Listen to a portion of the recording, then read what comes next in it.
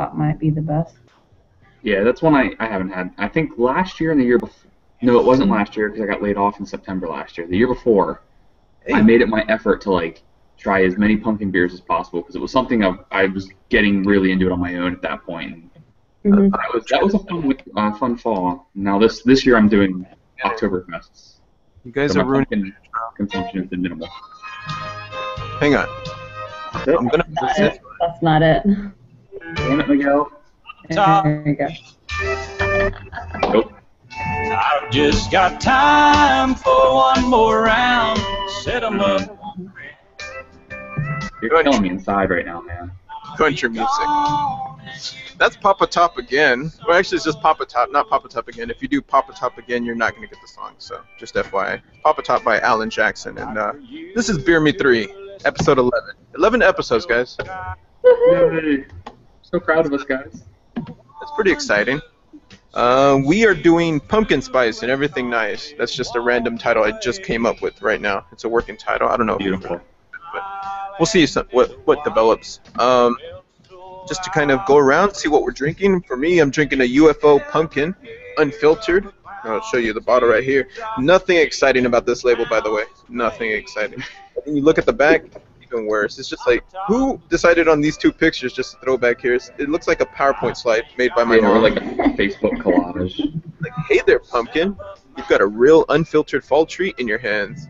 If you like, it's like you've trapped a specialty spiced pumpkin. Without the seeds, of course. We're having a little bit of bandwidth issues over here, so Mr. Alan Jackson might cut it in and out right there. But as I fade Alan down, Jackson. put the soft jazz on. What are we drinking over there, Rick? Rick the Tick? Or no, I was gonna say Rick Shot because you know it's like. I'll take it, I suppose. I'll take it. What are some nicknames that people call you over there? Wait, what? Do you have a nickname? People at my work call me Riverside Rick because I live in the Riverside neighborhood and it's a very hipstery little neighborhood. Yeah. And That's your nickname right there. I'm writing it down. Yes. It's Riverside Rick. It's even my bosses call me that now, so it's. They're always like asking me like, oh, what's the cool beer event going on in town or the cool concerts, and I'm always like, yeah, and I always tell them. I'm Riverside Rick. turning into a stereotype. But beer-wise, I'm drinking Seasonal Creep from Cigar City. Seasonal Creep. Yep, All right. It was a one-time beer they made this year. I was looking on Beer Advocate. Does not look like there is a score for that beer. But No, they only made it this year, and it's called Seasonal Creep because it's a pumpkin beer that they released in June. And That's the label, it's like a zombie pumpkin head dude, but they're using a Christmas wreath because the whole idea is, and there's a dead bunny here for Easter, just because the joke is pumpkin beers are coming out earlier and earlier every single year. And Cigar City did it, but they kind of joked about it, so. the Works. commercial. I don't know if the description's written on the side on there, but what it has on Beer Advocate is an insidious beast that Yep. seasonal creep. A few days here, a week there. Before you know it, you are hanging a Christmas stocking on your jack-o'-lantern and hiding painted eggs in the pumpkin pie. But there is no use fighting. Be still and let the cold claw of seasonal creep seize your palate with a tumult of chocolate, pumpkin, and spice flavors. Hey, chocolate in there. You got Yeah, that? it is a chocolate pumpkin ale with the pie spices, so it's different, but it's really good. It's very, very good. Excellent. Well, this one, the UFO Unfiltered, this is one by Northwestern. Has Northwestern hops in it. With, of course, the blend of spices. I hate saying of course, so if you find me saying of course, do something about it. Of course I will. Smooth body, sweet flavor. Got some earthy notes in there that's from the pumpkin. And I'm not going to lie, I was not a fan of pumpkin flavors. And when we decided to do this episode, I was like, oh man, I'm going to force myself to drink one of these. I was surprised how subtle the pumpkin flavor is in this UFO Unfiltered pumpkin. Now, logo design, hate everything about it. I even got the box on here. It's nothing. It's just like bland and everything.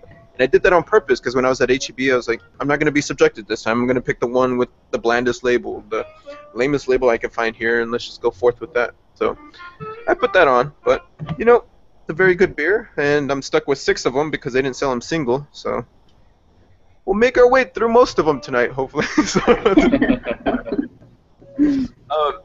Teresa, you listed 2 of them. I don't know if you have more. You're kind of the Oh, hipster yes. about pumpkin spice and all things spice. Mm-hmm. Pumpkin spice, anyways. So, No what do you shame in my pumpkin game.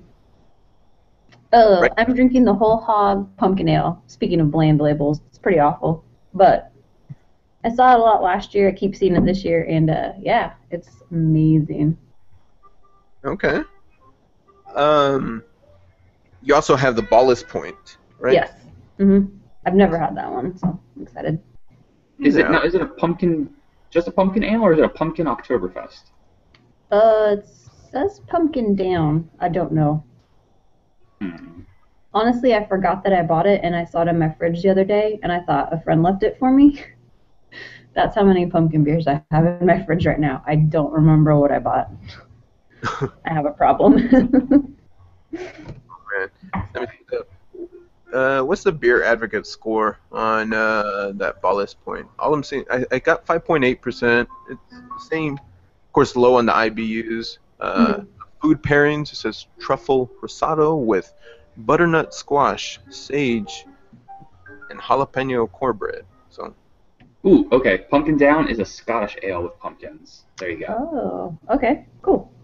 oh man, Different. that's something that I would enjoy. I'm a big fan of Scottish ales, so you know, maybe That would be a good winter podcast. I'm up for that.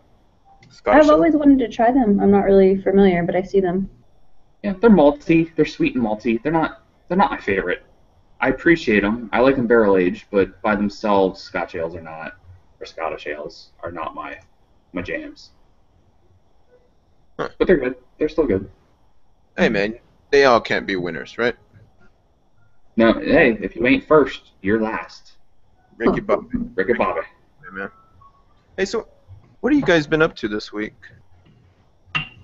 Today, I mean, it's been 2 weeks since we talked. We're on a new recording schedule, which, by the way, I should note that we're offset weeks, so this episode will air next Thursday.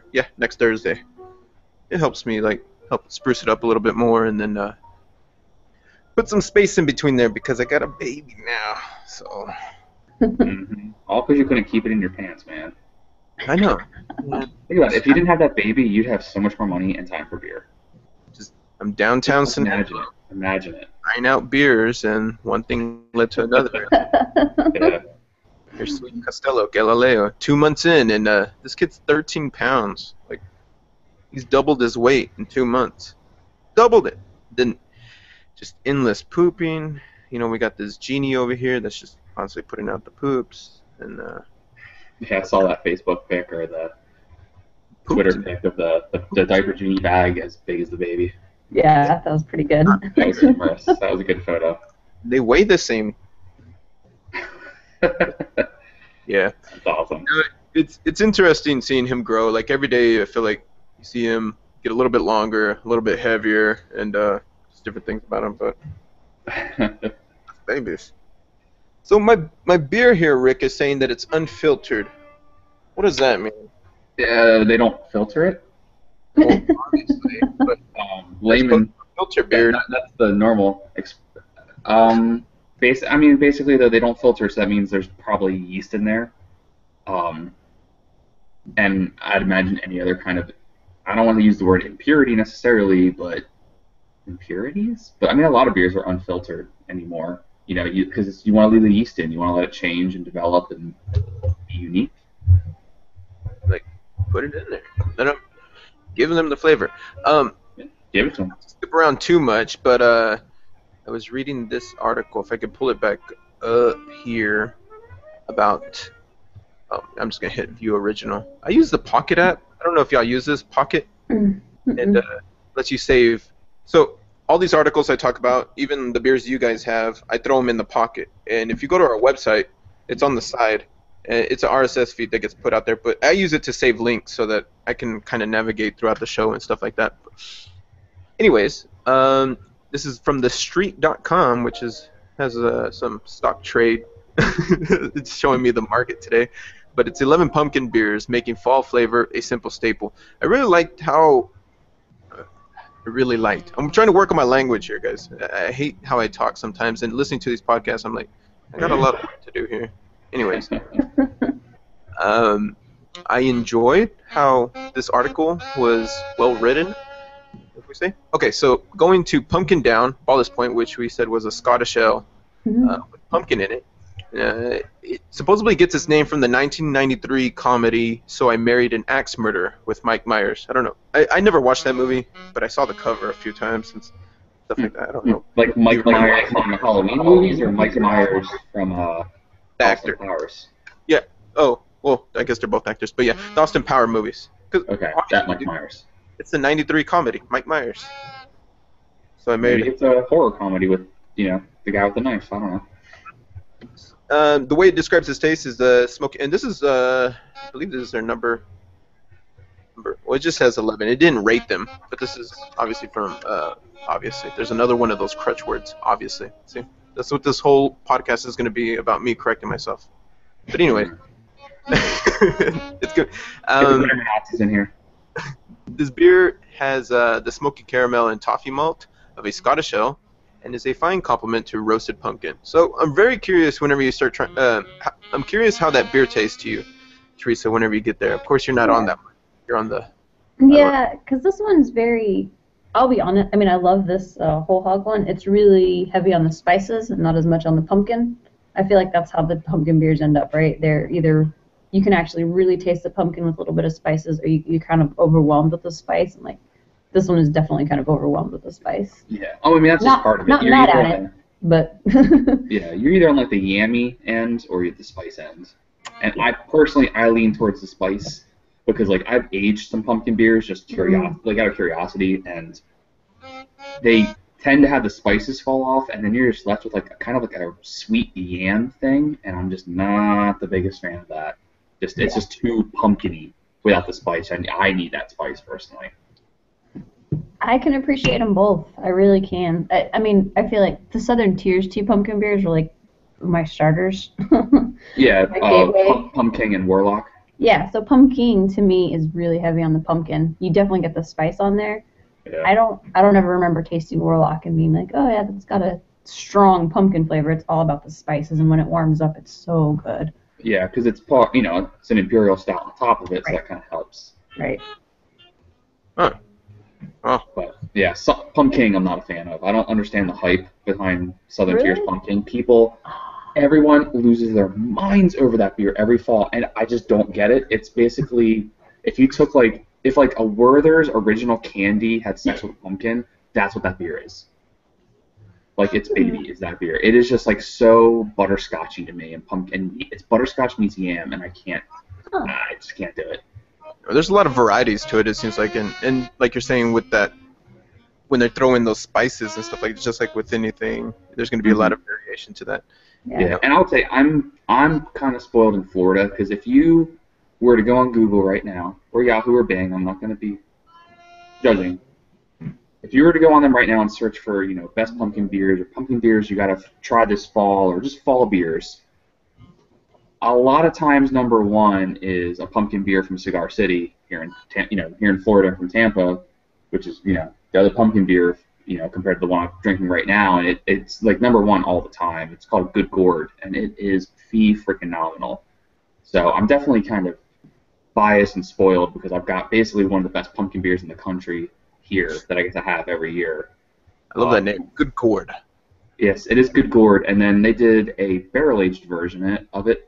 2 years ago, I think. Yeah, it was 2 years ago. And they've done it in the past before. It's called Good Gourd Almighty, and it's a pumpkin beer aged in rum barrels. Oh, man. What? And I made the mistake of sitting on them too long, and then spices faded away. So not only was it yammy, but it was really sweet from the rum, and it was not as good as I wanted it to be, sadly. Yeah. It broke my heart. That was a perfect instance of, like, I aged a beer longer than I should have. Because it should be fresh, Are you a fan of pumpkin beer? Pumpkin pie. Just like pumpkin pie in itself. I like pumpkin pie if it's got a lot of spices, and I only liked it as of like 4 years ago. What? I never was a pumpkin guy.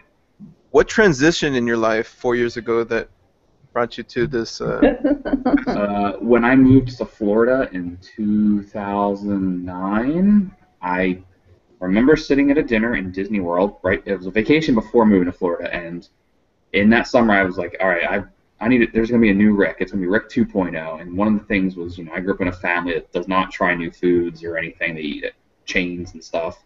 And I was like, you know what? I need to start becoming a foodie and trying new things. And I remember this distinctly. I was in an Italian restaurant, and I said, you know what? Tonight's the night. I am starting tonight. And I've ordered a squid ink pasta. It was delicious. I remember it to this day. And ever since then, I've been trying to expand. And that fall was when I was like, you know what? I'm going to try to start liking pumpkin. So I just kind of forced myself to eat pumpkin pie, and I was like, this isn't so bad. I kind of like it. And if I had ones that were spicier, I liked it more, and then that kind of, I could tone it back slowly but surely and start appreciating it more and more. That's another thing to note with pumpkin ales, just like the variation you get in pumpkin pie is because I've tasted a lot of different types of pumpkin pies. You got the ones that you get at the store, and then the ones that your mom makes, other people's moms make, so kind of varies all over the place. Teresa, you still with us? I think Teresa just matrixed out of here. I know, I heard her migrate out. Yeah, I'm pretty sure she's the one, and she's now in Zion. It's her husband on the Xbox, Hi, Teresa. Let's get Teresa's husband back on this podcast so we can address him about his Xbox habits and just say we just need a little time. We just want an hour of your time. Just lay down a track on a podcast. But millions of people are gonna view it. I'm on I'm hoping millions. Here. I had a little soundbite here for Is that better? home brewing kits that you get from. Was that Teresa? Teresa, you back? She survived. Can you hear me now? Yeah. How was the Matrix? Was it enjoyable? I can't tell you. Because the way you glitched out right now was incredibly interesting. So this is The sound effects are pretty cool. going no, back it to. is now. I'm sorry. Go ahead. Sorry. We were discussing the internet connection. He turned on his system, and immediately you guys dropped out. I was like, ugh. Get him on here. Bring him here. Does he Even though I not gotta talk to him. I told him. Might as well just come over here. want us to profess the gospel of beer? I mean, what does he have against it? Is my question. It's what else is he gonna do? I think. Even Costello's fast asleep, appreciating the time that I'm taking to come over here and do a podcast. He's like, you know what? I'm gonna sleep right now. Okay, I'm just gonna take a little break from crying and pooping and eating, and give you some time ago. You go ahead. Seriously, there's nothing. The worst that'll happen is you gain a little weight, and guess what? Real men have curves, Teresa. Your man will be even more real than he is right now. You know what? It's more. It's just more to love. It's more cushion for the pushing too. You know what? It's win-win. Cushion. Get him in here. Get him some beers. Fatten him up. It's gonna I've been happen. trying. So what I'm gonna have to do is get him drunk prior, so that he will agree to show up. Do some shots, some Jaeger or something, and then roll right into the next podcast, which will be Oktoberfest. So that's a lot. So about where we are at minute 45 of the podcast, he'll just come barreling in. Minute 1. Like that. In fact, the way we're set up now too, he could just barrel through the wall behind you and just burst onto the screen. It'll be perfect. Barreling through, he grabs Teresa and just wants to make out the whole time. We're just like, okay, it's a horrible idea, actually. The camera goes off, and Rick and Miguel are like, well. Teresa. Teresa, are you a fan of pumpkin pie? Before I go on to my little video clip here. Like Rick, did you have a coming to pumpkin pie phase about 4 years ago, or have you always been a fan of? Always been a fan of pumpkin pie. I think probably like a while back, I was like, oh, I'm gonna expand my palate too, because my husband was actually looking at culinary school, and I was like, well, I'm gonna have to learn how to be a good eater, because I was very picky, but I've always loved pumpkin pie. Oh, really? Culinary school? That's interesting. My Cool Whip to pumpkin pie ratio is probably much better now than it was when I was, 15. Yeah. More respectable now. I can't do any whip on my pumpkin pie. No, none of that. Yeah, I'm in the same boat. Yeah. Even on pecan pie, I prefer. You say pecan or pecan? Pecan. Pecan. about you, You Rick? guys are from Texas. You should be a little bit more spirited in this debate. I say pecan. Pecan pie. Okay, so you can't pronounce Old Rasputin or any of those other words, but you say pecan whiter than anyone I've ever met. I don't know what that means, Rick. Okay. I told you. Take it as an insult, take it as a compliment. I really don't know. Just you said pecan goofier than anyone I've ever met. Pecan. I really enjoy the time we get together every 2 weeks and talk about beers. And It's a beautiful thing. I've really enjoyed the transition that this podcast has made and incorporated Teresa so that we can stay true to our name of Beer Me 3 because it was just Beer Me 2 there for a little bit. And, Yeah, and no, this has been fun, and it's almost funny. Like I haven't gone back to listen to them because I hate hearing my voice, and I've had to do that in the past with jobs I've had, and training little things I've made, and I've recorded my voice, and I haven't listened to them, but I feel like those old ones are definitely a little bit more awkward. Well, there's a few things that were happening at the It's beginning. growing pains, you know. I was truly an amateur to craft beer. I knew I liked drinking a lot of different varieties and learning more about it, but you were coming in here basically as the senior representative of craft beer. I was just like, okay. And he's throwing all this jargon and facts at me, and I'm just like, yeah, man, sure, cool. And then, we've told you the story about how Rick thought I was a weirdo for liking his pictures, apparently. So that's something. Well, dude, we knew each other for a day, and out of the woodworks, you'd come like, I haven't seen you in 2 years, and you just like one random photo and comment on it. 10 minutes of knowing you, okay? The first 2 minutes, okay? Okay, So- hey, it's okay. I'm a likable guy. I mean, hey, I can't help it, man. It's my curse. Your good days and your bad days, He's a fanboy. It's okay. just like everybody else. I mean, no big deal. This clip is pulling up, Okay. and Well, that's also building the rapport and all that. But Yeah. How many did y'all do before I got on? was it only? It wasn't many. Was it only like 3? I think it was like 3 or 4, and then that's when you Yeah. jumped on Teresa. Well, did Randall jump first? Wasn't Randall the first person? Randall Yeah, was he was on there. He was like, Didn't Yeah. Randall do episode 3 and then Teresa joined in after that? yeah. I did an episode with Randall. He was Yeah. drinking that sriracha beer. Oh, then that was that the. Oh. That was the first time Randall was there, because the first time Randall joined, he did the sriracha beer, and he did that rogue lemon chiffon donut bullshit. Yeah, you weren't on that episode, Teresa. Oh, You might okay. listen to it. You were on the following one. Okay. Yeah, I want to say that, yes, Teresa directly followed Randall, and then Randall kind of, it was like exponentially, he got into the podcast, and then he just died the fuck out. Like, all of a sudden, he was kind of in that one with Teresa, and then the next one, he said, I think, one sentence, Yeah. and that was I don't- about it, and then he died. Just gone. And then the next podcast, I think he joined in as soon as we were done. Teresa was gone, too. I think it was just you and me, or just me and Miguel talking, and then Randall joined in. Yeah, I don't know. That guy disappeared on me, but And But it's a shame, I too, feel because my weird friends... 'cause, like, oh, go ahead. No, oh, yeah. the I was reference. just that I feel weird because I was like, I'm on the podcast and I'm adding all these people on Facebook, and like I see his statuses and I'm like, I talked to you that one time, and that was it. That's what happened to me. But I was gonna say, my friend Sierra here in Jax has been listening to some of them. I don't know how many, but she really, that first one with Randall, she loved it because she thought and I agree, Randall was really funny. He just comes in with these. Me and Miguel are talking, and then Randall just comes in after 5 minutes of us talking with like a 1-sentence little gotcha, and it's like the freaking funniest thing in the world. It just fit in so well. It's a shame. He's in Hawaii. I kind of get the time zone is a little bit tougher to work with. So Hopefully that guy will make a return someday.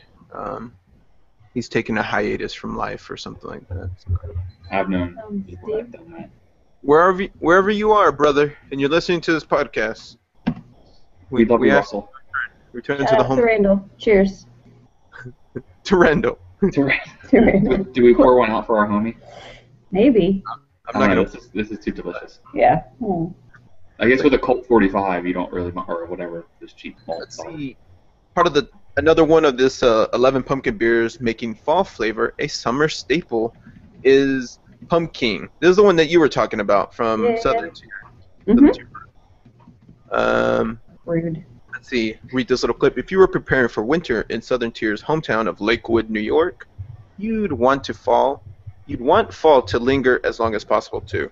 Pumpkin has the pumpkin ale early bird for years, but it doesn't disappoint. It packs a little heat at 8.6 ABV. That's one of the highest ones I've seen so far. But there isn't a whole lot of alcohol to its flavor. It's a dark orange beer that smells like a pumpkin scone. Scones, man. I can't get into scones. I don't know. That might be a hipster thing. That might be a YouTube thing. No, y'all are probably. I bet y'all eat scones. You eat Scones scones? with coffee. You gotta dip them. Yeah. Teresa, you're a sconer? I would be. I think I've had them once at like a fancy tea party. The fact that you have friends that eat scones. There you go. So, well, I guess I have friends that have scones too now, because technically y'all are kind of my friends. But, anyways, okay. Only kind of. Dark orange beer that smells like a pumpkin scone, tastes like pumpkin pie filling at the beginning, and finishes like a cinnamon and sugar milkshake. That sounds delicious. I don't know. It actually might sound too sweet there at the end if it's like got that cinnamon and sugar milkshake taste. There's a rare oak barrel version that may require a trip to Southern Tier's Brew Pub. So we should all just take a trip to New York and find it. But Well, the my original. buddy got one of those. It's like a rum barrel aged one or something. Okay. But you I were have no saying idea. you like this one, right, Rick? This is the one that you. Why are people going bonkers about it? Dude, I don't know. Go out in the streets and start asking. I can't figure it out. Now, I will say this though: the other one that Southern Tier does, Warlock, it's an imperial stout with pumpkin as well. That's awesome. That pumpkin or Warlock is really good. Probably my favorite beer ever. And I think the reason why is because the imperial stout cuts the sweetness of pumpkin. And honestly, they do stouts, so like it's probably their stout mixed with pumpkin and just a certain kind of blend ratio. Yeah. You know, you taste test it at different intervals, different percentages, and you know they do their QC. They find the one that's got the right cost versus taste threshold or whatever, and you make it. And I think that's why I like it is that it cuts that sweetness so much, and because of I feel like the darkness from the stout almost gives it a you almost taste pie crust. That's really cool. Dang. I haven't had it in a while. I mean, I've got a bottle aging. The pumpkin I had earlier this year was an aged from last year.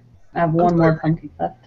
What was that one called? The one that you were just talking about the Warlock. Warlock. I want to see how that one shows up. So Sometimes good. you talk really fast. I don't know if you know that, Rick, or you talk fast for me. So. I'm from New Jersey.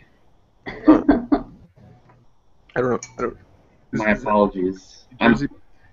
Okay. Yo, I got a lot to say, man. Come on. We're about to drop you and make this beer me too. All right, so we got this other one.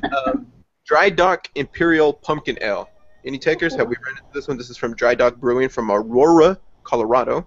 It's released in August.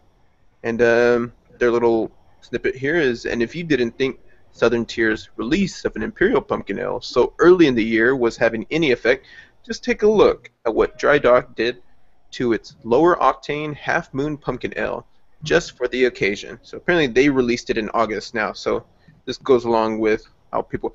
I read an article that this is due to global warming causing the climate change to occur at different phases, and that's why the pumpkins are ripening sooner, and that's why these beers are getting put in out even earlier. That's I call just. bullshit. So- I call absolute bullshit. I'm just saying. So, I mean, so I read an article that my friend posted. Shout out to Dawn if she's listening. oh, done. She was posting something about, as a baker, talking about all the pumpkin things you can make and saying that how you really need to wait until mid-September at least to get a pumpkin beer that that is made with like fresh pumpkin this year. Otherwise, they're using canned pumpkin or pumpkin from last year, or it is last year's beer. That's a good Is there point too. truth to that? I mean, probably. I saw the brewing process, and a lot of these brewers are getting 5-pound cans of pumpkin mash, and they're just dumping it in there. So there's some other people that are actually using fresh pumpkins, but that's a good point. What is it, mid-September? That's what this, arbitrary baker lady said. Yeah. I mean, I look at it this way. It's no different than people complaining about like Christmas decorations going up earlier and earlier every year. It's because you got to push that envelope. It's all about marketing. It's all about selling the product. If you're the first one out there, you're going to sell more. So pumpkin beers, like Christmas has been pushing backwards through the calendar And that's Yeah. why now you get pumpkin and Oktoberfests and all these fall and winter styles in August. Why? Yeah. And I'm Huh? more biased because I'm in Florida, and it was 80. It was in the 80s today. It's almost like it's October. What, tomorrow? Tomorrow. And Yeah. it's still that warm here. So it doesn't get as cold here. So I'm definitely more biased in terms of wishing pumpkin beers came out later. It was But 92 today. I mean, that's a little warm. I don't know. un poquito, sí. Continuing on this little article, it says blending real pumpkin, and this is talking about the Dry Dock pumpkin ale, Imperial pumpkin ale. Blending real pumpkin added into the mash with sagon and Indonesian cinnamon, nutmeg, ginger, allspice, mace, and cloves gives the malty 9%. That's even higher. So they're just getting higher. 9% ABV beast, just enough spice to counter the slow burn of the alcohol a bit. This beer has been in 22-ounce bombers since at least August 6th. But the best time to enjoy this tall drink of autumn is still a few brisk days away. Keep it in the cellar until you need long sleeves again. So it's saying to actually hold off on drinking this so that you can enjoy the fullness of its flavor. I think you That's how both... they all are, man. Well, I don't know if, Teresa, you were really making the argument. You were just stating what your arbitrary baker friend was saying. But I think both arguments, I'm just going to, for the sake of saying this, I think both arguments are valid. I think there is a shift in the ripening of pumpkins that is causing this to pull it forward. But I think more of it is a marketing thing. I mean, we starting to see Christmas decorations in July. It's just crazy. Okay, not that extreme, but you know what I mean. Nope. Like, God bless capitalism. it's still half Christmas. What the Somewhere heck? right now, Ronald Reagan is looking down on us and smiling. Yes. Reagan, what do you want us to talk about next? Let's see. Next one. Noda Gorgias. You know what? I should do a screen share here, and I can pull this up on here, and you guys can be Oh, seeing man. it. 21st century. Oh, fancy. Yeah. So, like I said, this is from. Now, this is. They have a really cool logo. Really cool logo. Gorgeous. Okay, that pumpkin ale is kicking in. I see. Looks like a playing card. Yeah. When I looked at it, I was thinking of Magic the Gathering. I was going to say that, but I didn't want all these listeners to think I was nerdy. It's cool. This one comes. late. Too late. This one comes from Charlotte, North Carolina. And I can't say this. It says Noda Gorgias. It's like, Gorgeous. Because it's gorgeous. Gorgeous. yeah. The play on words always messes me up sometimes, so I'm trying to manipulate it. So So No, what's your it's- excuse for old Rasputin? available. Let me see. 16-ounce tall boys until September, but this pumpkin ale is already on tap at No Does Brewery, and in many other places it sends kegs. So an impressive 50 pounds of pumpkin and 42 pounds of brown sugar join whole seed, allspice, cardamom. I don't know why I'm rolling the R there. Why am I doing that? And cloves. Look at these spices. Cloves cracked at the brewery on brew day, and a little freshly shaved whole ginger root make it an inviting little pumpkin ale that at 6.4%, finally we get to go down on this, is worth having more than one. But why is this out early? Well, as the Charlotte Observer's Daniel Hardis tells it, Noda actually tried releasing it in October back in 2012, but got beat to the pumpkin ale taps by a whole lot of other breweries. Okay, so points to you, Rick. I mean, clearly here we got people. I mean, it's competition. Call it. Healthy competition. While an October release may be fine if you're just concocting a home-brewed beer in a hollowed-out pumpkin, it's a little tougher when you have a whole lot of barrels to move out and nowhere to tap them. So that's an excellent point, and I think that as a semi-commercial or quasi-commercial brewer, you brew all these barrels. You brew many barrels. I don't know how to say that better. Anyways, you brew multiple barrels, and now you just have a stockroom full of pumpkin spice ale. And if you're releasing it in October, like you want to stay true to it or stay true to your name, whatever, you're being beat out to the tap by everybody else that released it back in August or late September, whatever it may be. Mm-hmm. So that's a good point. Well, not only are you getting beat out, but what happens too is because because people are releasing pumpkin beers earlier and earlier. People are drinking them earlier, and then therefore their palates kind of start getting saturated, and they get to the point where by the time Halloween comes, by the time Thanksgiving comes, they are well tired of pumpkin beer. Mm-hmm. And I'm no different. I'm not the biggest pumpkin fan, so like I just do a couple.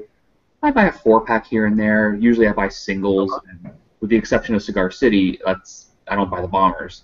And it's just a shame because I would rather have it at Halloween, November, even Christmas, but nope. I agree. It's all September. Saturate the market. And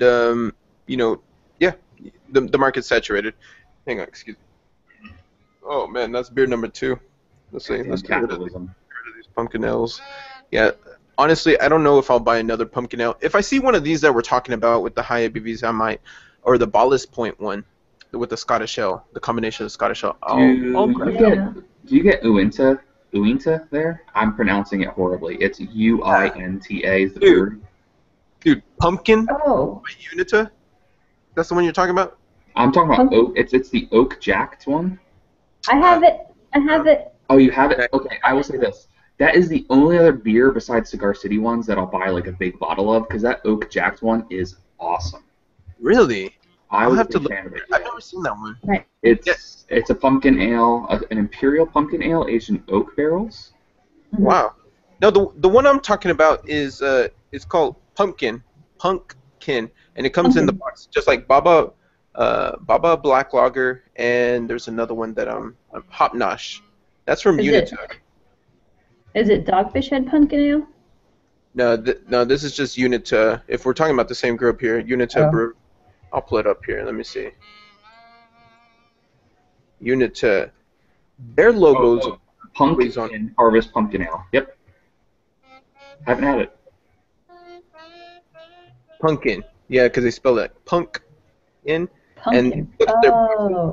All of their boxes are always on point with these guys. Well, this one's... Yeah, I like it. From a QC standpoint, I like it. I saw that last year and I didn't pick it up. Yeah.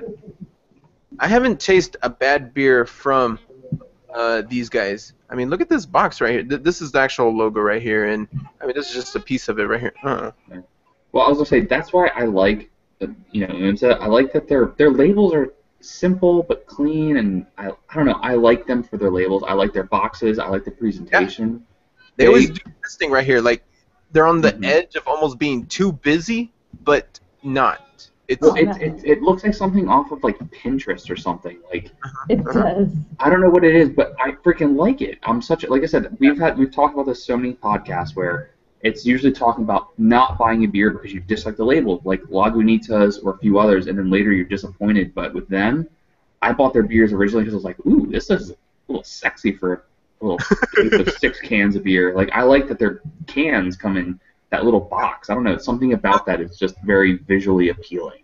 Mm-hmm. I've always dug their logos. The Baba Black Lager and the Hop Nosh are still clean, but I was looking for this one when I was looking for a pumpkin ale, and I could not find it. So if I find it again, I'll post some pictures of what the can looks like and stuff like that, because I'm always impressed by their. I actually put a post up on the website about Hop Nosh, and I like taking pictures of all the cans from all sides and the boxes from all sides, because it's just clean. But the boxes themselves are just like this whole other set of artwork that's on there. But side note, while we're talking about the website, Jamie, who joined us a week ago or 2 weeks ago, submitted we're calling a fan submission homebrewer fan submission. That's what we're calling it. We're making up names as we go. But he supplied us with some pictures of his setup and gave a little description and stuff like that. I really enjoyed having him on there. And if he's able to, I think he'll jump on in 2 weeks when we're doing Oktoberfest beers. So, interesting. Of course, anybody listening, if you're a brewer or beer enthusiast and like to talk, especially talk about beer, send us an email, emptyrant@gmail.com, or if you're watching us right now, you can tweet us @emptyrant.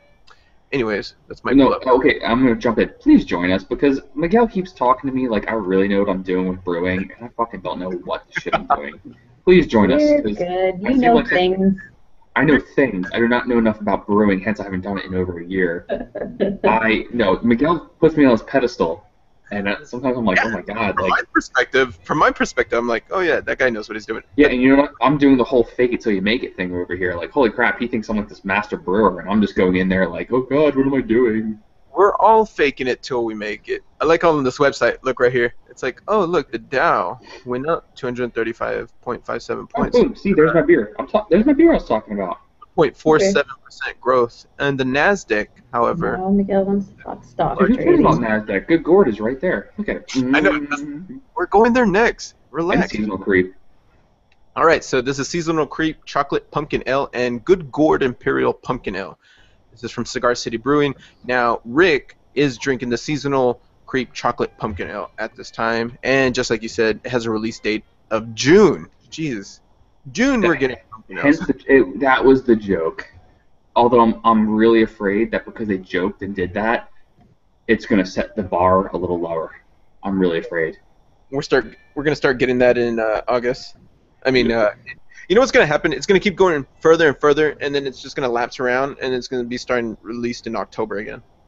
So on that note, I told y'all Warlock is like my favorite beer. So the first time I had it was probably 2 years ago, because it was like right before we got married, and we had it at this pub downtown, and it was amazing. And we tried to snatch up a couple bottles, and then last year we got probably 4 or 5 bottles, like bombers. We've aged a couple, and the more we've been getting into beer, and the more little stores I know like to check out. I was like, oh, Whole Foods has it, and this little mini mart has it, and then I just found another store, and I'm like, oh, like I can get it all year. Like it's awesome, but it's kind of like, oh, it's not so exclusive anymore because I actually do have access to it all year. Oh, Yeah. okay. Well, no, that's very true. There's something to be said for when things only come out in a limited time period, because then you look forward to it. It's the season for it, and like you said, it's not, you know, when you have it only for a little bit of time, it feels special. You're like, oh my god, this is that special little beer I have every October and November, you know? Yeah. I'm fully on par with you, man. Just like Coors, man, and Bud Light. What if those were released once a year? You know what I'm saying? I mean, I know. Then you could drink nickel water once a year. all right. So we already went over this a little bit, but let's see. This article says with this little snippet here, we tip our cap to Cigar City for not only trolling the pumpkin beer naysayers, but for realizing both pumpkin and chocolate are both fine year-round ingredients, especially in a part of the country where seasons come at a premium. Yep. Yeah, a little more about this. This is at least until it was time for 22-ounce bottles. The 9.4%. So that has to be the highest we've seen of the Good Gourd. That's the one there. Mm-hmm. We've already featured a bunch of Imperial Pumpkin Ales on the list, but Cigar City's use of Ceylon cinnamon, Jamaican allspice, Zanzibar cloves, and nutmeg in this dark malty marvel provides just enough caramel. Y'all say caramel or caramel? That's another one. Look at that. It says caramel. There's no second A, man. Yeah, Say but caramel. well, because the R, like, does this like relapse? R relapse, and so retractment pulls that other A in front of it towards the back. So you got caramel. Anyways, caramel coating to help us swallow the too soon end of summer. That's pretty good, man. It sounds like a good beer. I'll be on the lookout for that one. You probably won't find it. I don't think they distribute to Texas. Don't you tell me how to live my life right now, okay? I'll tell you find everything. I want to find. Next up, Red Hook Out of Your Gourd Pumpkin Porter. Oh my God, these names. Just They're You very seem funny. really bothered by them. let me see. The logo, it's okay. That's ugly. That's That's Red an Hook. ugly Though. model. Red Hook has the worst logos. That is hideous. I would never pick that up. I mean, I'm looking at. I mean, the UFO logo that I have. Oh, I got a sneeze coming up. I'm not gonna sneeze until my. Bless you. Okay, so I'll jump in. So Red Hook, I know you're listening. Change your goddamn label. Look, Beer 3 is way too big. We know you're listening. We've got millions of listeners. Just change it. Fix it, please. The Fix it. people want it changed. Yeah. Lagunitas, I love you guys, but seriously, change your labels too, goddammit. What? That goddamn dog. That dog. Get rid of the freaking dog. Put something better. Make a better label. The episode of Lagunitas, I'd become a fan of their artwork. I don't know what happened. I'm gonna say there was a few of their the font that they're using for Lagunitas I didn't like, but after reading more about it and looking at in fine detail, I'm a big fan of Lagunitas now. So I mean their artwork. So well, okay, I'm a fan of them too. You know what I like about their labels? The paper it's printed on. It's not like that sheeny stuff. It feels like actual parchment or something. That's what I like. Everything else, nope. Lagunitas, get your shit together. Again, I know you're listening. Even Anheuser-Busch is listening right now because we're that awesome. Everyone, better labels. Come on. All right, so Red Hook Out of Your Gourd Pumpkin Porter. Teresa, were you going to say something about this beer, or did you have something to say? Move on. I don't know. It comes from Woodinville, Washington, and it was released back in August. And the little snippet here from the Street.com article is, we mulled over not including this one since we've mentioned it in previous years, but pumpkin porter can be harder to get in some corners of the country than others. Red Hook calls Woodinville home, but occasionally goes leaf peeping in New England from its brewery in Portsmouth, New Hampshire. Hampshire. There's another one. The Craft Brew Alliance initially only produced its beer there and distributed solely to New England markets, blah, blah, blah. Let's get back to what's in it. Made from pureed pumpkin, blended with cinnamon, nutmeg, and ginger, and topped off with some maple syrup added during fermentation. The mild 5.8% ABV Out of Your Gourd retains a roasty chocolate porter flavor and just enough pumpkin pie accents to mark the season. Man, I'm fucking up. Sadly, the downside of having it regularly available in August is that it leaves shelves by the end of September. So, once again, there's a downside too early is that you end up leaving it too early, and then pumpkin spice season comes up, and you don't have any available on the shelves. That's why you just gotta hoard it like I do. I hoard pumpkin beers. And I do the same thing. Good Gourd is August, and this one was June. Same situation. You buy it and then go, all right, this will be great in 4 months. You hoarders.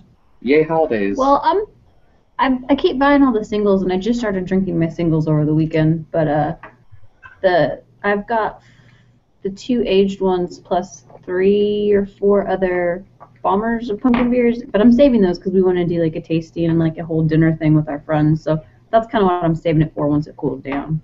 In the meantime, on the singles. All right, so let's see. What's the next one here? Oh, that one's so good. Heavy Seas Brewing Company from Baltimore. What's MD? Maryland, my friend. Yeah, I'm going to skip to some of these. We're running out of time here, so let's see. Through the Heavy Seas website, you can tell a bunch of beer launches, blah, blah, blah. I want to get into in bourbon barrels and brewed to 10%. Highest one we've seen here, 10%. This deeply orange beer looks like pumpkin mash, but smells and it tastes like heaven. It does. Okay, I'm sorry, I'm bypassing you. This beer is freaking amazing. It is like $8 for a bomber of a barrel-aged beer, which is in its own right is cheap as crap. Yeah. I don't know. I have friends who are more snobbish than me too, and even they will all agree that they don't know how Heavy Seas does what they do because it's a barrel-aged beer for $8 or $9 or $10, and it's pretty well distributed, or at least it was in Florida until this past year. Haven't seen any of them, but Greater Pumpkin is phenomenal. I mean, you get a lot of the bourbon, but just enough spice, just enough pumpkin. It's a very, very well-crafted pumpkin beer. Honestly, it's up there for me in pumpkin beers. I wish I could find it this year. I'm kind of bummed that Florida didn't get it. I like how this article ends. It says, there's pumpkin ale you sit in the fridge until your Halloween party. And then there's the one you save when the last guest has left with the fun-sized Snickers and the last trick-or-treater has long since gone to bed. This is the latter disguised as the former. So exactly, because it's cheap, but it is so damn good. It is so, and I aged one for a year, just as good a year later. It was so good. Excellent. Let's jump to this next one. We got 3 more to get through here. Let's see. Ichabod. I like that one. Ichabod. I'm saying Ichabod, bro. Okay. I'm going with the spelling. I don't see a K in there. So is it Rasputin's cousin? So Ichabod. Shell. Anyways, New Holland Brewing Company from Holland, Michigan. I like jumping down here to the bottom. I really like how this article is put together here. So 4.5% ABV pumpkin ale, New Holland's been brewing Ichabod for 18 years and has fashioned a seemingly simple recipe of malt, barley, cinnamon, and nutmeg. There's definitely a consistency here with the cinnamon, nutmeg, and ginger that's being added to a lot of. Allspice and cloves sometimes too. Cloves. The Headless Horseman on the bottle may be tired of pumpkins by now, but it's a hard. Doesn't matter. I've never had it. I'll look for it. How about this one? Post Road Pumpkin Ale from Brooklyn, New York. Wow, it's from Brooklyn. Nice. Simple label. See, they're not really extravagant with this label, and it still works for me. I'm like, It's simple and classy. Brooklyn, I don't like I know you're that listening. label. You're a good job. I like it. Classic. Don't Brooklyn, listen to Teresa. I Don't listen to differently. Teresa. It's a nice label. 5% ABV there, and let's see. Oh, look at that. No ginger. No allspice. Brewmaster Garrett Oliver has had one in his rotation since the 1990s and only recently redubbed it a colonial-style pumpkin ale. That's a polite way of saying that no cinnamon in it, no ginger, no allspice. Whoa, this goes against everything we've been seeing on these pumpkin ales. Yeah, this is just like the complete opposite of those. Curious to see how that one tastes. Interesting. Ooh, I would try that. this is a good one too. Oh yeah, I like their logo. It's almost a little too busy for me, but I like this pumpkin guy back here. I don't know what he's doing or what he's Okay, looking. if you look, he's got a little crown and he's got a little rod. He is the pumpkin king. Oh, nice. He's Imperial. He is Weyerbacher. What Am it is. I saying that right? Weyerbacher? Weyerbacher. Yep. Weyerbacher Imperial Pumpkin Ale from Weyerbacher Brewing Company, Easton, Pennsylvania. This was released freaking early in July. Once again, Pennsylvania. They're just going. Let's see. This one says the state at rest. Blah blah blah. I want to read. Okay, loaded with Wait. Okay, look how this is spelt now. Different than the other one. It's they threw the A in, man. It's caramel instead of caramel. This is what's fucking with me, man. This is the hooked on phonics fucking with me now. See? I already committed in my mind to say it the other way. Now, here comes that retractment of the A, pulling it to the back. Anyways, loaded with caramel and spice before and packing it 8% ABV punch, a little cardamom and clove give it a wit beer style bite. Without any of the crustiness, tardiness, overall. Crusty. That's a citrusy tartness, dude. Oh man, my eyes. We are on beer number 3, and there goes my voice. Hang on. All I heard was crusty and gibberish, but it's far from. Okay. Without any of the citrusy tardiness, Weyerbacher's ample portions of pumpkin, cinnamon, and nutmeg boost this brew's overall flavor. Hey man, and now that brings us to our last one here. Next one, please. Come Yeah. on. Oh, I like this logo. Pumpkin. Was it Pumpkin Drublick? Oh, ooh, that okay. Does anyone please? Someone tell me they get that reference. Is it drunk in public kind of thing? Is that what's going on? Okay, so you're close, but no cigar. I mean, it's a play on those words, right? But Okay, it is, but this is specifically in reference to the NoFX album Punk in Drublic instead of Drunk in Public. and then that makes the label make a lot more sense. And it makes way more sense. First song on that album, Aluminum, and it was awesome. Or no, Linoleum. Shit. God, I just lost street cred. That's amazing. No, that's awesome. Okay. So, God, yeah. I just lost street cred. That was horrible. But still, it says it right here. NoFX album with the same name. Boom. Teresa, I was suck wondering on why they that. spelled it like that. Punkland Drublick. But I didn't know. Isn't that cool? which preceded the Coronado. Oh yeah, and this comes from Coronado, California. Good old Fat Mike. Let's see. Rather than parsing the history of California punk and hardcore, however, let's just appreciate the fact that San Diego, yet another locale with no discernible fall weather, has managed to produce a lovely fall beer of its own. The brown sugar. That's the first one I see with brown sugar. Well, no, we saw. No. Yeah. That one had like 45 pounds of it in it. Yeah. The one that was comparing it. Okay, so second one I see of this 12 or the 11 beers, 12 beers. The brown sugar, cinnamon, allspice. Allspice. I don't know what allspice is, but I'm gonna go look it up because apparently it's in all these beers, and maybe it's also honestly the same. it's very similar to cinnamon, nutmeg, and cloves if you like put them all together. Okay. So pumpkin puree and all are accounted for, but the hint of West Coast character in this 8% ABV pumpkin ale doesn't come from a bit of honey. Oh, doesn't come from the bit of honey in the brewing process. That's kind of cool that they put some honey in there. But from the nugget hops that have a bit more bite than the English hops more commonly associated with the style. So different little bit of hops. Again, we got some variation in the taste and stuff like that. So it works out. That's some good stuff there. I like this article that was putting up, and you can find that on our web. Man, my voice is going out. You can find that on our website, in our pocket. So, yeah, that was good. That was, like you said, I like the way it was written. It was just enough information to be informative, but not so. It wasn't bogging you down like you're reading an essay. It was concise. It was concise and to the point, with enough information to pull it across. Also, I'm a fanboy for both Cigar City and Heavy Seas. So holler, like the fact that they both were on there was awesome. Hey man, normally we do Rick's Dino Corner right now, but I have no Dino facts anyway, so it's been an hour or so. I had your queue loaded up too, man, but maybe next time. I mean, we could talk about why human babies are born seemingly so much more prematurely compared to other animals, but where did that's this not dinosaur related, so. Did you have a recent discussion with that, or? No. Okay. I'm not going to talk about it all, but have you ever noticed fuck it. All right, America, pull up a chair. Do you want the Jurassic Park music on? Because nope. I don't. Okay. Throw it on. Goddamn, throw it on. This is biology, evolution, right here. Boom. Evolution. I'm waiting for it though. Si, senor. Like fireside chats with FDR, America is on the edge of their chair. Okay. I am. I need to know. Let's go.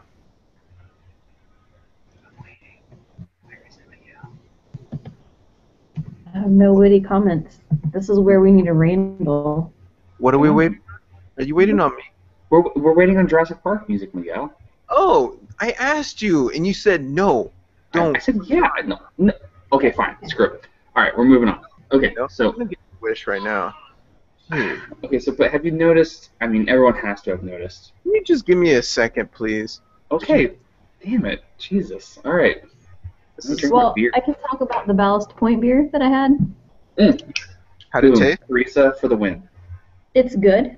it's Period. really good. I think I wish I had drank them in reverse order now, because this has a very good taste. It's got the spices.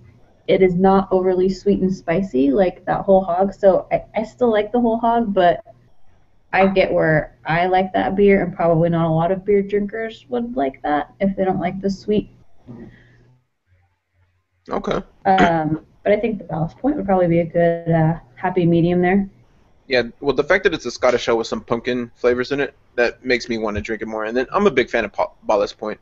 I will mention, I mean, UFO, not a big fan of your logo, but I was able to down 3 of your beers just now and during this podcast, and it's because it wasn't just an overwhelming taste of pumpkin. It was subtle enough that it tasted good. But, I'm going to look for those. I don't know, but here we go. I believe what we call this corner now is Rick's Story Corner.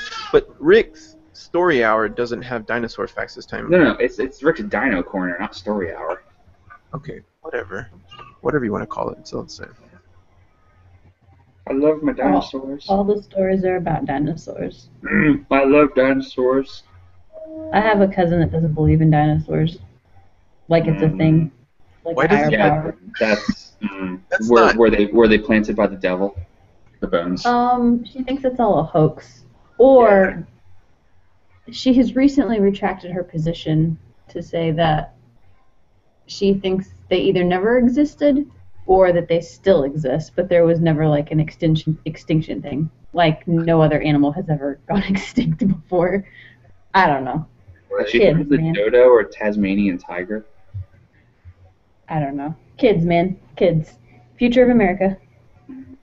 Oh, I hope not. Oh, man. I've been wanting to say that for however many weeks I've been on the podcast and knew that Rick liked dinosaurs. And I've had just enough pumpkin beer where I could finally say that. My Yeah, cousin doesn't believe in don't let me ever dinosaurs. talk to her because it'll be a fight. Don't invite her on this show, please. Thank you. No, she says like every other word. God bless her. She's 19. That's probably what 19-year-olds do. Oh yeah, that opinion of hers is probably just being young and trying to be unique. That's exactly what I told my husband. He's like so angry about the dinosaur thing. Very angry. Trust me, I would not put hypothetical fictional creatures on my body if they were real and cool and awesome. I don't know. You have a unicorn tattoo, don't lie. They existed. The damn British knocked them all out of existence. So for the sake of time, guys, this is Rick's Dino Hour. Okay, but we're talking biology and evolution. Okay, so when you look at the animal kingdom, look at babies born in any species on this planet, and what do they do when they're born? They start moving, they start traveling through this world, they start doing stuff. Like, for Kidding. example, think of cows and horses and giraffes, things like that.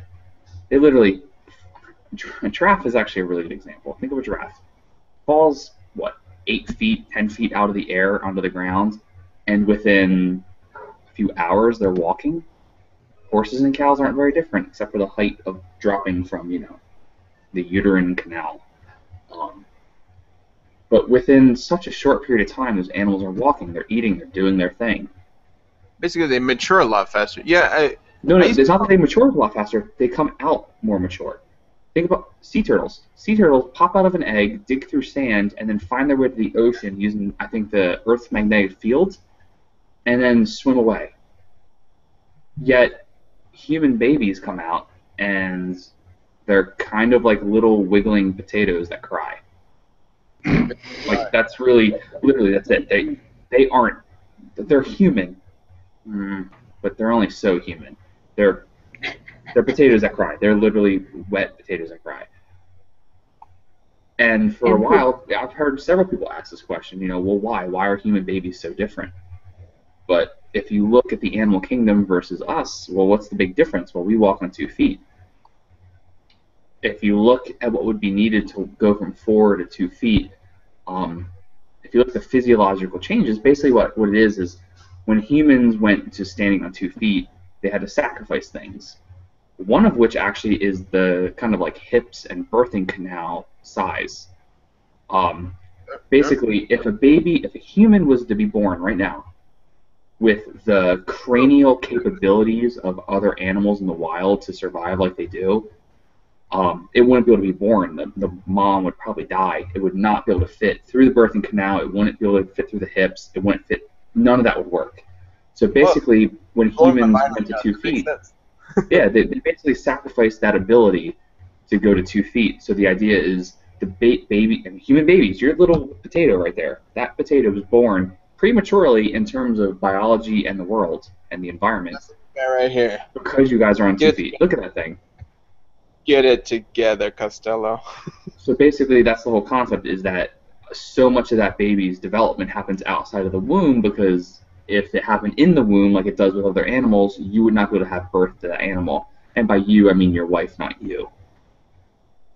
I mean, that's legit. I've kind of always wondered that. Like, I remember my friends having kids, and I'm like, oh, 1-year-olds don't talk yet?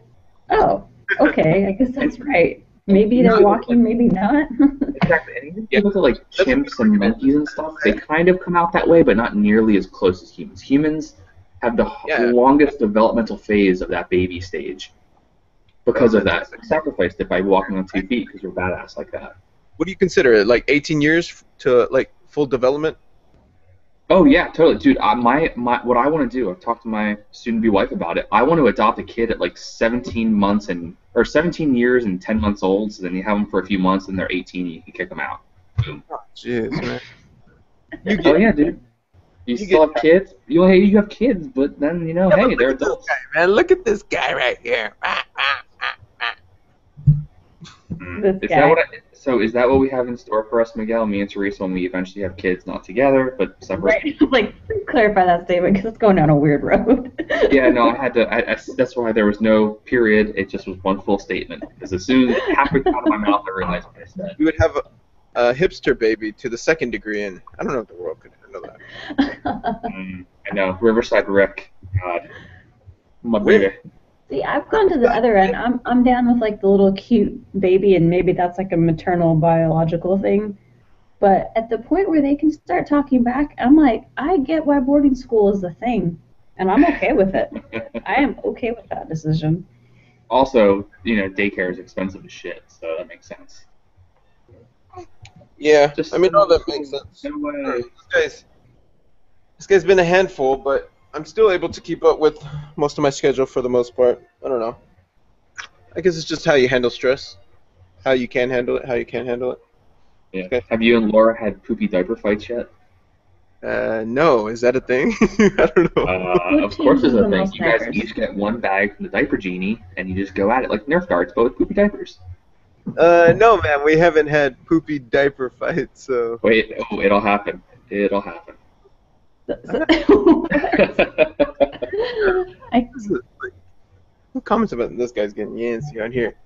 bet all our viewers are like, this podcast took a hard left. I feel like out of this hour, only half has been pumpkin beer. So yeah, it's No, No, we actually I took think we've been way more on point for this podcast than probably any other one. I don't know. Are you sure? Because I still remember that podcast that started the whole Dinosaur Corner thing, where we had, I think, a 30 to 40-minute conversation about Jurassic World. Oh yeah, no, that I'm pretty sure that was probably the hardest turn of this podcast we've ever done. But this is number 2. I'll give you credit, Miguel. You and your wiggling potato have turned this to number 2. We still got it. We still got it going on. All right, so let's We have close this some podcast. listeners, right? That works, right? So the 3 people listening, hooray! For the people that are still listening, we've had a viewer. I think this is Jacob out in Hutto, and I think he may try to join us for Oktoberfest because I think Jamie Oh yeah. going to be able to join us because he is moving. And he's also getting married. Just Ooh, like when? we talked about it at the end of the podcast. Like he's getting married like now or like next month or like real recent. Like it's going to happen. Okay, 'cause- so all you're saying is exactly when my wedding is going to be soon. Like mine's in a month. Okay, well, just plan around the podcast, please. And can we get some dates when you're going to be able to podcast and not? It's So a Saturday, dude. The podcast is first and foremost. Come on, you know this. You know podcast this. from your I was gonna live tweet it from my wedding if I had to. Excellent. All right. Uh, This, I love that we did stay on topic for the most part on this, and we made our way through 11 pumpkin beers, not including the ones that we're drinking. Well, kind of. There's a little bit of overlap, but it was just minor. But yeah, excellent podcast. I got some new pumpkin ales that I want to try out, and got an idea of like when the release dates and kind of what to shoot for in terms of the ABV content, but also the variety out there. Like the Scottish ale with pumpkin that Teresa's drinking is one that I'm going to look for. Of course, I'm also big on, like I've said, Unita. I'm going to go and seek that one out, see if I can find it. But otherwise, this baby's getting a little cranky, so I think we should close this podcast out. Any last words, Teresa, Rick? You can go first, whoever. Hey, I don't know. hey, drink pumpkin beer every day. Hey, drink pumpkin beer every day. Okay. Teresa, any last words here? I have like 17 more maybe not 17. Probably legitimately 8 more pumpkin beers. So follow me on Twitter, and I will tell you all the things about all the pumpkin beers I drink. Excellent. And yeah, Teresa, if you want to take like a wide shot of all of those beers, I'll put it up on the blog so that we can feature that because that'd be interesting. Oh, I did. Don't worry. Okay, cool. As always, you can find our previous content at EmptyRant.com.